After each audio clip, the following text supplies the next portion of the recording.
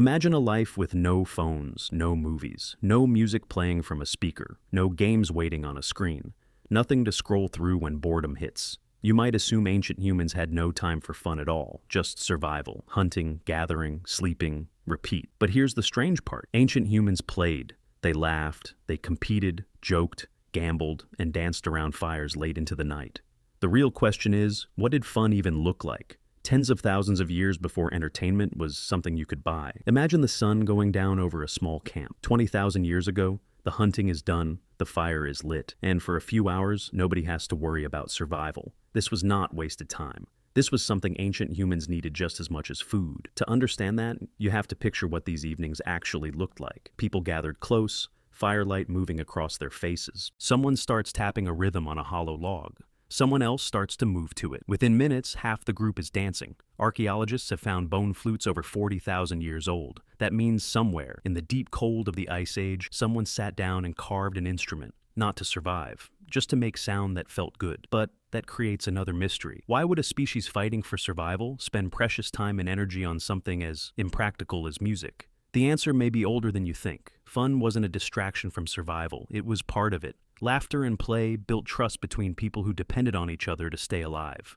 A group that laughed together, hunted together better. A group that danced together, stayed together through hard winters. And this is where things get weird. Ancient humans didn't just play for bonding, they gambled. Archaeologists have uncovered carved bones and marked stones in sites thousands of years old, arranged in ways that look suspiciously like dice.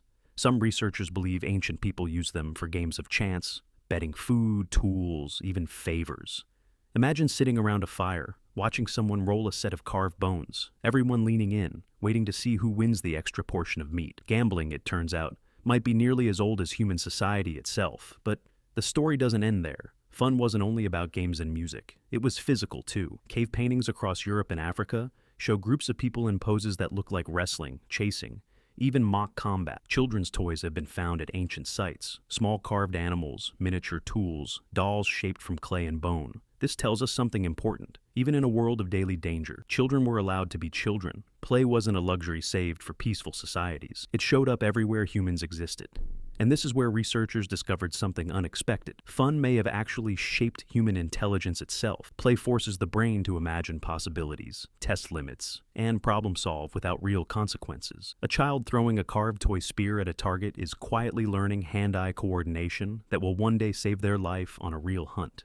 So, fun wasn't separate from survival. Fun was training disguised as joy, but that raises a new mystery. If ancient humans had music, games, gambling, and play, did they also have something closer to comedy? Some anthropologists believe they did. Storytelling around the fire wasn't just history and myth, it was entertainment. Exaggerated tales of narrow escapes from predators, mocking impressions of rival tribes, playful teasing between friends. Laughter, in other words, is ancient, possibly older than language itself, since humans and even some primates laugh through physical play alone. Every time you laugh with friends around a table, or feel the itch to compete in a game, or lose yourself dancing to a rhythm, you are tapping into something that predates civilization itself. The technology has changed, the dice are now on a screen. The music comes from speakers instead of hollowed bones. The stories are now movies instead of firelight tales. But the instinct to gather, laugh, compete, and create joy together, that hasn't changed in tens of thousands of years. The word entertainment may be modern, the behavior is ancient. Somewhere in a firelit cave, long before writing, before cities, before agriculture even existed, humans were already doing the thing that makes us most human. Not just surviving, but finding reasons to smile while doing it.